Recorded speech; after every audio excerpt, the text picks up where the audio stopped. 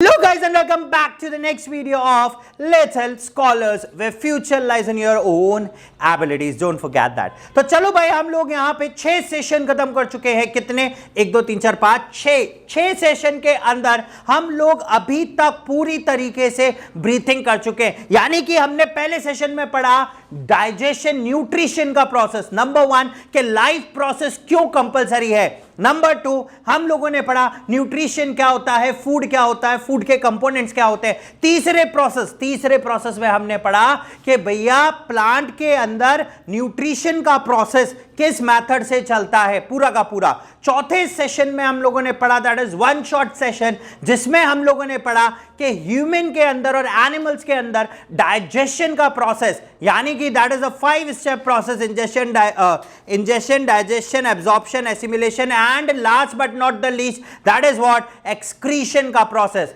ये कैसे चलता है। 5वीं क्लास के अंदर हम लोग गए ब्रीथिंग के ऊपर। Breathing again a physical process, एक ऐसा प्रोसेस जिसके अंदर ऑक्सीजन रिच एयर का इनटेक होता है, कार्बन डाइऑक्साइड रिच एयर का आउट गोज होता है। That is again a single shot, पूरा का पूरा 20 मिनट का एक सेशन हम लोगों ने परसों की क्लास के अंदर आपके साथ खत्म किया था। ठीक है, तो चलिए भाई आज हम चलते हैं topic number 1, topic number 2, topic number 3 के एमसीक्यू क्वेश्चंस के ऊपर। यहां पे मैं 25 क्वेश्चन आप लोगों के साथ लाया हूं और एक एक करके उन क्वेश्चंस को समझाऊंगा with description and in front of you मैं आप लोगों को उसके आंसर्स दूंगा। सबसे पहली चीज, अगर आप लोग हमारे व्हाट्सएप ग्रुप के साथ जुड़ना चाहते हैं, हमारा व्हाट्सएप ग्रुप है with the name of risers.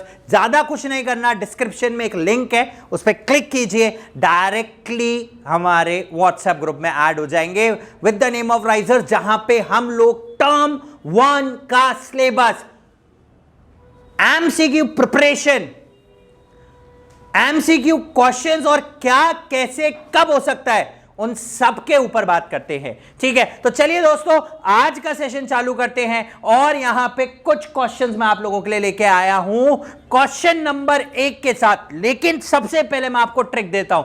मैं ट्रिक आपको यहां पे दे रहा हूं, आपको 25% से 50% तक किसी भी क्वेश्चन को लेके जाना है। अगर आप 100% किसी पे श्योर हो ना, शॉर्ट खत्म कर दो। क्या कह रहा हूं, अगर 100% किसी पे श्योर हो तो उसी समय उसका आंसर देके वहां पे उसको बाइंड अप कर दो। लेकिन अगर श्योर नहीं हो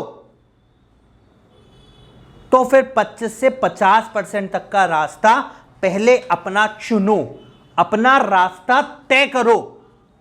25 से 50।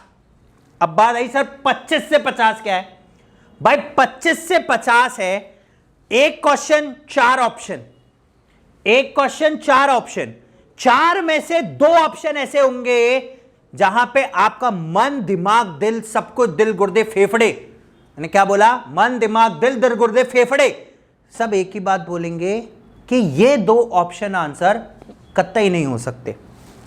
आपने दोनों ऑप्शंस को टिक किया, कट गए भाड़वे, कहां गए, ऐसी तैसी कराने। अब बचे 2 ऑप्शन, एक ऑप्शन पे 50% तक की श्योरिटी आएगी। लेकिन आंसर टिक कब करोगे? जब 100% की श्योरिटी आए। कब टिक करोगे? जब 100% की श्योरिटी आए तब भी आंसर को टिक करना। 50 में डामाडोल स्थिति है, अगर एंड तक नहीं पता चला क्या आंसर है फिर 50% पे आंसर टिक कर देना। ठीक है, राइट। चले आगे, 1 2 3 4। पहले उन 2 ऑप्शंस को कबाड़ा करो, एलिमिनेशन मेथड लगाओ, दोन 2 ऑप्शंस को बाहर निकालो जो कतई आंसर नहीं हो सकते, कतई भी बिल्कुल आंसर नहीं होंगे। फॉर एग्जाम्पल, यानी कि आपको इन शॉर्ट करना है अक्कड़ बक्कड़ बम्बे बो 80 90 पूरे 100, है ना? यही एक स्ट्रैटेजी अपनानी है। ठीक है ना? मतलब उन 2 ऑप्शंस का एलिमिनेशन आपको सबसे पहले करना है बेटा। जो 2 ऑप्शन आपको लगता है कि कभी आंसर नहीं होंगे, उन 2 ऑप्शंस को आप सबसे पहले एलिमिनेट करो। 25 से 50 तक की सीढ़ी पे पहुंचो, अंदर से कॉन्फिडेंस निकल के आएगा और अपने आप आंसर टिक हो जाएगा।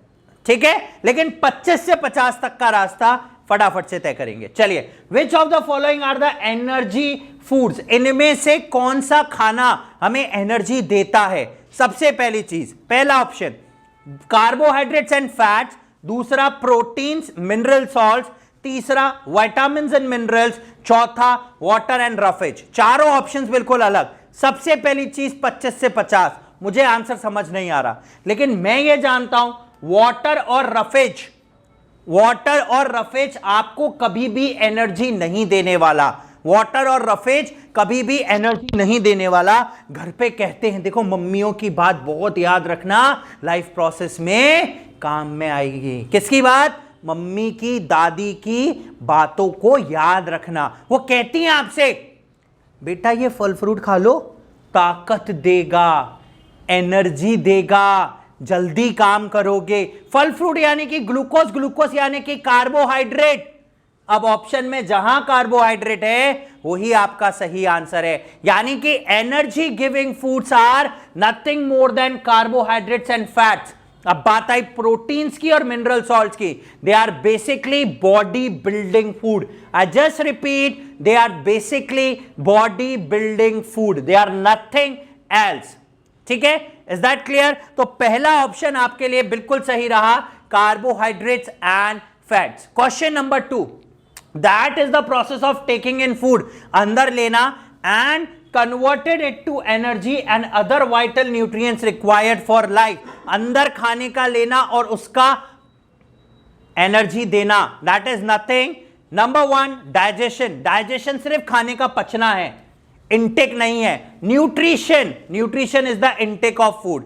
थर्ड ट्रांसपोर्टेशन, एलिमिनेशन पे जा रहे हो, ट्रांसपोर्टेशन इंटेक पे नहीं, ट्रांसपोर्ट पे काम करता है। एक्सक्रीशन कभी आंसर नहीं हो सकता, so B nutrition is the correct answer. तीसरे पे चलते, how many modes of nutrition are there?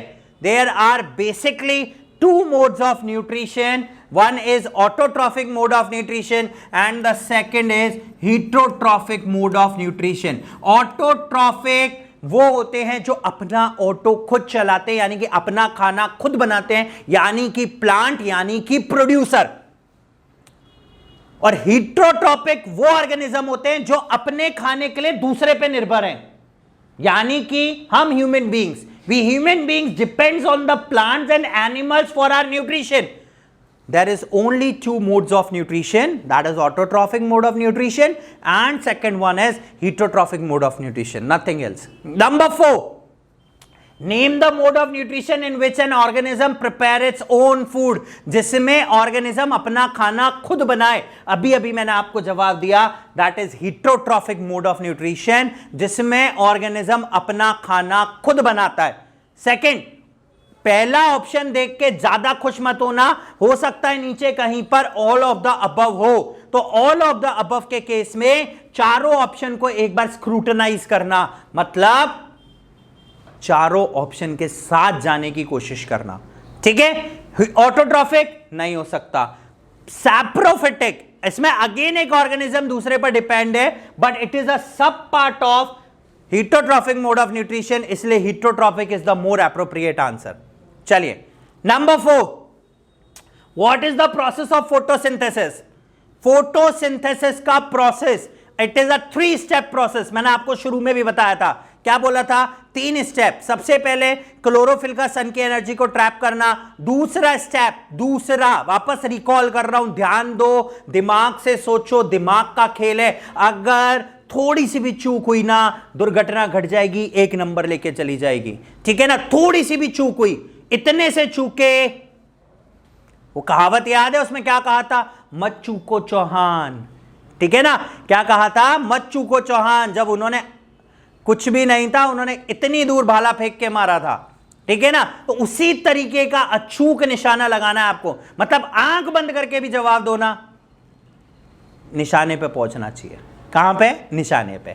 चलो भाई, तो पहला एब्जॉर्प्शन ऑफ सन एनर्जी, ठीक है, with the help of a chlorophyll. दूसरा वाटर मॉलिक्यूल का टूटना, टू गिव वाटर मॉलिक्यूल का टूटना टू गिव ऑक्सीजन। ठीक है, स्टेप नंबर 3 कार्बोहाइड्रेट्स में कन्वर्जन करना। चलिए आ जाइए, step 1 absorption of light energy by the chlorophyll, yes this is correct. Number 2 conversion of light energy to chemical energy and the splitting of water molecules into hydrogen and oxygen.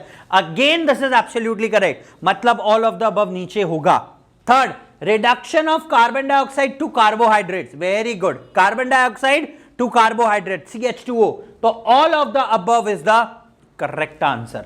ठीक है, चलिए छठा question आ जाइए, sorry नजरअंदाज करें. The site of photosynthesis in the cells of a leaf is chloroplast. Chloroplast plastids का हिस्सा है. क्लोरोप्लास्ट के अंदर मीजोफिल सेल, इसको भी ध्यान रखा जाए. Question number 7, that are the tiny pores present in the epidermis. छोटे छोटे से पोर्स एपिडर्मिस के अंदर, लीव्स के लोअर पार्ट पे. बिना देखे आंसर पहला tick, stomata. Lower leaf, lower part, epidermis के अंदर छोटे छोटे से पोर्स जिनका काम है एक्सचेंज ऑफ गैसेस करना, वाटर को ट्रांसपिरेशन के मेथड तक लेके जाना. अगला, stomata are present on underside of, अभी अभी मैंने जवाब दिया, फ्लावर नहीं, फ्रूट नहीं, सीड नहीं, ओनली लीफ. ठीक है, चलिए क्वेश्चन नंबर 9 पे चलते हैं. The singular word for stomata, छोटे छोटे हैं लेकिन बहुत काम के हैं. They are known as stoma. ठीक है, स्टोमेटा का singular word that is known as stoma. Question number 10, the guard cell flanking stomata control the oxygen and carbon dioxide entering the leaf by opening and closing the. आप देखिए, जो guard cells है वो open हो रहे, close हो रहे, open हो रहे, क्लोज हो रहे. कार्बन डाइऑक्साइड बाहर, ऑक्सीजन बाहर, कार्बन डाइऑक्साइड अंदर. इनमें से कौन सा ऑप्शन बेस्ट चूज करेगा? देखो जितने भी क्वेश्चंस हैं that we have prepared from NCERT line by line. ठीक है ना, एनसीईआरटी को पिक कर करके क्वेश्चंस बनाए गए. बेसिक क्वेश्चंस हैं, बहुत क्वेश्चंस मिलेंगे, लगभग 300 से 400. एक चैप्टर के ऊपर हम लोग एमसीक्यू करेंगे, फिर उसके बाद देखता हूं किसका बाप तुम्हें रोक लेगा नंबर लाने से. ठीक है ना, कौन रोक के बता देगा? चलिए देखो, सबसे पहला लीफ वेन, नहीं, that is not the part. Veins हमने नहीं सुना. दूसरा, again this is a stomata. Leaf pores, yes that can be the answer. Leaf pores होते गार्ड सेल्स फ्लैंकिंग स्टोमेटा. ठीक है ना, राइट. तो leaf pores are responsible for the opening and closing. Stoma, no, it's a single form of stomata. And palisade, no. चलिए next, dash are the living organism that live and feed on dead and decaying organisms. यानी कि जो feed करता है dead और decaying organisms के ऊपर, यानी कि हीटरोट्रॉफिक मोड ऑफ न्यूट्रिशन पे चलेंगे. होलोजोइक, सॉलिड फूड को एनगल्फ करना. पैरासिटिक, किसी को होस्ट बनाना. सैप्रोफिटिक, डेड और डिकेइंग ऑर्गेनिक मैटर को ब्रेक डाउन करके सॉइल में न्यूट्रिएंट ऐड करना, एनवायरमेंट को क्लीन करना, that is saprophytic mode of nutrition. None of these नहीं है इसका आंसर. चलिए 13, name type of nutrition in which organism live on और inside the body of the host and derive their food from it. आपको यह बताना है इनमें से किस मोड ऑफ न्यूट्रिशन के अंदर बॉडी को होस्ट बनाया जाता है और जिंदा बॉडी से एनर्जी ली जाती है. ठीक है, राइट. सबसे पहले होलोजोइक नहीं है. अभी हमने सैप्रोफिटिक देखा जो डेड और डिकेइंग पे काम करता है. अब बचा पैरासिटिक या none of these. Parasitic is the correct answer. None of these again हम काट सकते हैं. ठीक है, तो देखो कितना आसान है. द ओनली थिंग इज कि आपको स्टिक रहना है अपने बेसिक कंसेप्ट के साथ.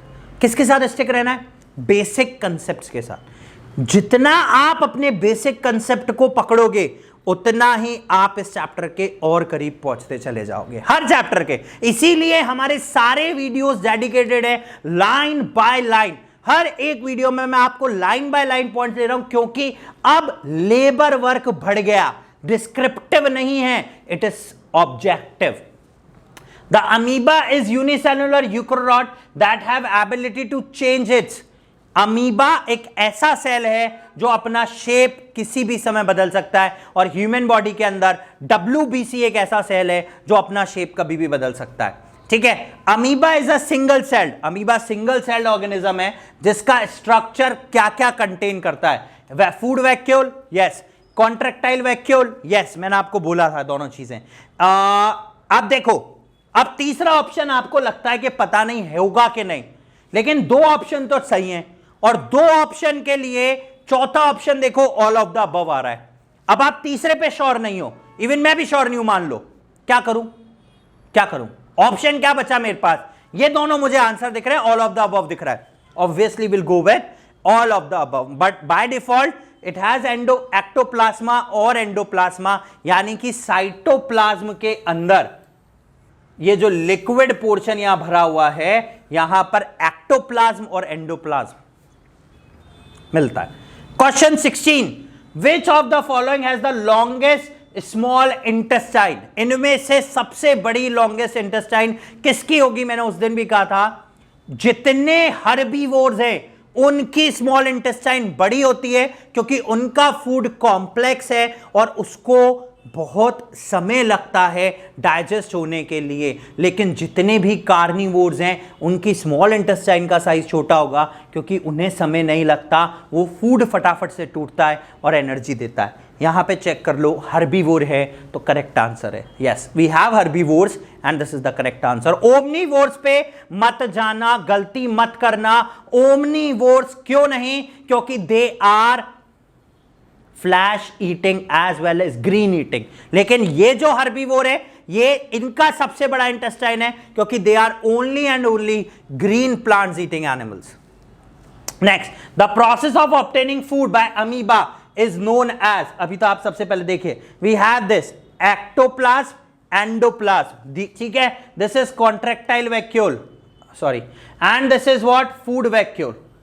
हो गए चारों ऑप्शंस, ठीक है। चलिए, फैगोसाइटोसिस मतलब सेल्फ फीडिंग, फैगोसाइटोसिस का मतलब सेल्फ फीडिंग, सेल्फ फीडिंग कर रहा है वो, ठीक है। Next, the length of small intestine in metre a human adult is about. Human adult की बॉडी में स्मॉल इंटेस्टाइन कितनी होती है? देखिए, जनरली जो स्मॉल इंटेस्टाइन है लगभग 8 से 10 फीट लंबी होती है, ठीक है ना, लगभग, ठीक है, राइट। तो इतना उसका लेंथ होता है। अब देखिए, 8 से 10 फीट, 1.5 मीटर नहीं, 6.5 मीटर भी नहीं, तो एवरेज लेंथ जो है, इसमें दो ऑप्शन आप टिक कर सकते हो, because it is 3 to 5, it can vary 3 to 5 metres long, ठीक है। तो it can be 3.5, it can be 4.5, options आपके पास हैं। रेंज में आंसर आए तो 3 से 5 तक का आंसर आपको देना है, यह ध्यान रखना है, ठीक है। चलिए, अगला प्रश्न ये रहा आपके स्क्रीन पे।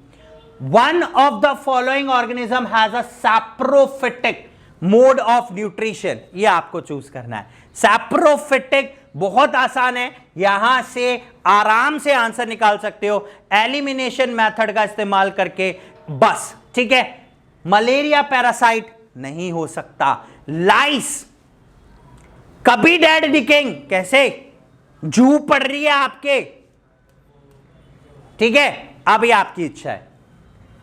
Next, question number 20, the process of digestion of food in human beings in, कहां पर होता है डाइजेशन का प्रोसेस, ठीक है, right, in human beings in, सबसे पहला स्टमक, हाँ जी होता है, फूड पाइप में कुछ भी नहीं है, माउथ, स्मॉल इंटेस्टाइन।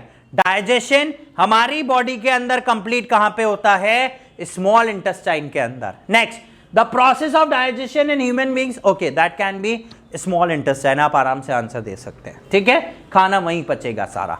22, आखिरी कुछ क्वेश्चंस की कड़ी में, in human digestive system bile is secreted by, bile मैंने चिल्ला चिल्ला के कहा था, ठोक ठोक के कहा था, पीट पीट के कहा था, लेकिन कहा था बाइल और लिवर कभी मत छोड़ना, तो liver is the correct answer. Bile is secreted by liver, liver के ऊपर मेरा दिल कहता है एक क्वेश्चन आएगा इस पेपर में, जरूर आएगा। The oxygen liberated during photosynthesis by green plants come from, अभी मैंने बताया, नहीं, ग्लूकोस एंड प्रोडक्ट है, काट दो, ठीक है। क्लोरोफिल नहीं दे सकता। 25 से 50 पहुंच गए, 25 से 50, वाटर और कार्बन डाइऑक्साइड। हमने सेकेंड स्टेप पढ़ा, the water molecules being break down with the help of chemical energy into hydrogen and oxygen, oxygen that is basically used in the end products of a photosynthesis, and carbon dioxide get converted to carbohydrate CH2O. Question 24, the internal energy, cellular energy reserved in autotrophs, autotrophs के अंदर internal energy किस form में store होती है? Option number 1 proteins, option number 2 fatty acids, कभी नहीं हो सकती, ऑप्शन नंबर 3 ग्लाइकोजन, सुना सुना लग रहा है, और ऑप्शन नंबर 4 स्टार्च। अगर मैं ह्यूमन बींग्स की बात करता ग्लाइकोजन इज करेक्ट, लेकिन हमने ऑटोट्रॉप्स की बात कहा है तो starch is correct. Starch complex form of sugar होता है जो स्टोर हो जाता है और वाटर सॉल्युबल नहीं होता, लेकिन glucose is a water soluble component, इसीलिए प्लांट्स के अंदर खाना स्टार्च से ग्लूकोज में टूटेगा, ट्रांसपोर्ट होगा, एनर्जी देगा, लेकिन जो एक्स्ट्रा फूड बच गया वो वापस से स्टार्च में कन्वर्ट होगा, वहीं पे स्टोर होगा, जब जरूरत पड़ेगी तो वो ग्लूकोज में टूटेगा। ठीक है, चलिए, Which of the following event does not occur in photosynthesis? इनमें से कौन सा इवेंट फोटोसिंथेसिस में नहीं होता? चलिए, पहला conversion of light energy into chemical energy, हां जी होता है। Reduction of carbon dioxide to carbohydrates, ये भी होता है। Oxidation of carbon to carbon dioxide, जी नहीं। कार्बन कार्बन डाइऑक्साइड में कैसे बदलेगा? Absorption of light energy by chlorophyll, जी हां बिल्कुल। तो option number C is incorrect. सबसे पहला एंजाइम कौन सा होता है जो फूड के अंदर मिक्स होता है और आपके मुंह में स्टार्च को माल्टोज में कन्वर्ट करने के काम में आता है, ब्रेक डाउन करने के काम में आता है? अब देखिए, पैप्सिन स्टमक में है, सेल्यूलोज कहीं नाम नहीं सुना, स्ट्रेंथ प्रोवाइड करता है, अमाइलेज हो सकता है, ठीक है, ट्रिप्सिन नहीं, तो दिस कैन बी, ठीक है, एंड दिस कैन बी, लेकिन ये सलाइवरी अमाइलेज होता then it should be correct, this should be a salivary amylase. ठीक है, so amylase break down starch into digestion maltose, देखो मैंने स्ट्रक्चर दिया है, so amylase is the correct answer. Next, in human digestive system the enzyme pepsin and trypsin are sorted respectively by, pepsin और trypsin कहां पे आते हैं? Pancreas and liver, might be right. Stomach and salivary gland, नहीं। Pancreas and gall bladder, हो सकता है। Stomach and pancreas कहां कहां पे? अब देखिए, मुझे पता है कि पैप्सिन तो स्टमक में है, तो इनमें से स्टमक वाला ऑप्शन पे पहले सही जाए। पैनक्रियाज और लिवर काट दो, एक। दूसरा, पैनक्रियाज एंड गॉल ब्लैडर, ये भी काट दो। Stomach and salivary gland, stomach and pancreas. Salivary gland सिर्फ सलाइवरी अमाइलेज सीक्रेट करता है, इसलिए ये भी खराब हो गया ऑप्शन। मैंने कहा ना, जहां नहीं आए वहां एलिमिनेशन को ट्राई करना, will definitely get the answer. चलिए नेक्स्ट, अगला प्रश्न। The inner lining of stomach is protected by one of the following, HCl से प्रोटेक्ट करता है, ये तो आप सब जानते हैं, B mucus is the correct answer. ठीक है, last question for the today's session, where are protein first digested in the alimentary canal? Alimentary canal के अंदर प्रोटीन सबसे पहले कहां डाइजेस्ट हो रहा है? देखो, ईसोफेगस में कुछ भी डाइजेस्ट नहीं हो रहा, माउथ के अंदर सिर्फ और सिर्फ शुगर का डाइजेशन है, तो स्मॉल इंटेस्टाइन और स्टमक। स्मॉल इंटेस्टाइन सबसे लास्ट में पहुंच गया, तो स्टमक के अंदर पैप्सिन, पेप्टाइड्स प्रोटीन को ब्रेक डाउन करने का काम कर रहा है। तो चलिए भाई लोग, ये हुआ हमारा आज का सेशन, जहां पे हमने लगभग 29 क्वेश्चंस का डिस्कशन किया आज के लिए। ठीक है, तो चलिए भाई, आज यहीं पे अल्पविराम लेते हैं, कल हम लोग चालू करेंगे रेस्पिरेशन के लिए। ठीक है, तो कल हमारा सेशन स्टार्ट होगा विथ रेस्पिरेशन, और ऐसे ही कुछ और एमसीक्यू सेशंस के साथ मैं आपके साथ आता रहूंगा हर 3 से 4 वीडियो के बाद, हर 5 टॉपिक्स के बाद, क्योंकि हमें तैयारी करनी है टर्म 1 नवंबर टारगेट, 100 दिन का टारगेट है हमारा। तो चलिए दोस्तों, फिर मुलाकात होगी एक और सेशन के साथ on life process on respiration. Till then guys, keep on watching Little Scholars and stay tune with us. Group से जुड़ने के लिए डिस्क्रिप्शन में लिंक है, तो लाइक, शेयर और सब्सक्राइब जरूर कीजिएगा, क्योंकि पढ़ेगा इंडिया तभी तो बढ़ेगा India. Thank you and have a nice day.